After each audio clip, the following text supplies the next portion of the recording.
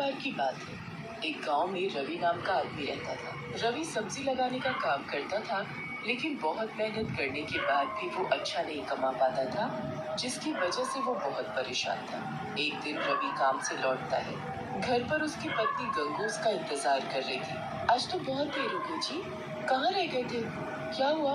तुम्हें क्या लगता है मैं फालतू में घूमता रहता हूँ? अरे काम पर गया था, लेट हो गया।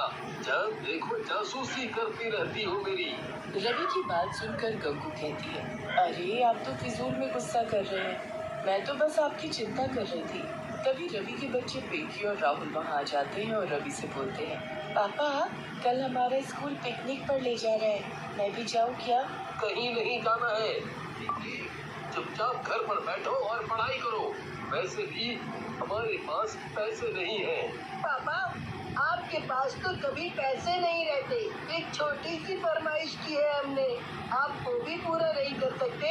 राहुल की बात सुनकर रवि को गुस्सा आ जाता है और वो रवि को जोर से थप्पड़ मार देता है। ये देख गंगू भी गुस्से में आ जाती है और रवि को धक्का देते हुए बोलती है, तुम्हें जरा सी भी अकल नहीं है क्या?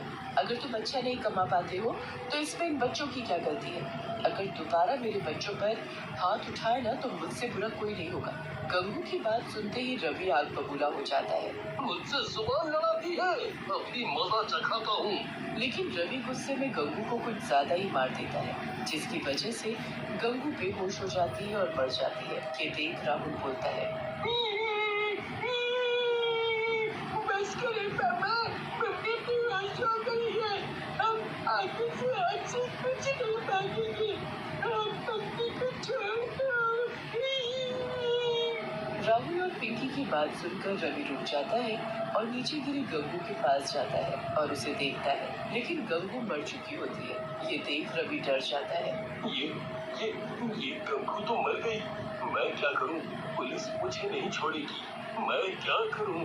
अपनी मरी हुई माँ को देखकर राहुल और पिंकी गुस्से में आ जाते हैं। पिताजी आपने ये सही नहीं किया, आपने माँ की जान ले ली। हम अभी पुलिस को बुलाकर आपको पकड़वाते हैं। राहुल की बात सुनकर रवि और भी ज्यादा घबरा जाता है और वहाँ से भाग जाता है। राहुल और पिंकी अपनी माँ गंगू के पास खड़े रोते रहते हैं। गांव वालों को राहुल और पिंकी कुछ नहीं बताते और गांव वाले गंगू का अंतिम संस्कार कर देते हैं। लेकिन रात में, राहुल भैया मुझे अकेले घर पे बहुत डर लग रहा है और भूख भी लगी है। पिंकी की बात सुनकर राहुल बोलता है, पिंकी डरने की क्या बात है, मैं हूँ ना। मेरे रहते तुम्हें चिंता करने की कोई जरूरत नहीं है। तुम रुको, मैं आता हूँ। राहुल खाने की तलाश में घर से बाहर निकल जाता है, लेकिन उसे कुछ भी नहीं मिलता और वो खाली हाथ वापस आ जाता है। लगता है पिंकी हमें आज खाली पेट ही सोना पड़ेगा। मुझे बाहर कुछ भी नहीं मिला और घर पर भी कुछ नहीं है।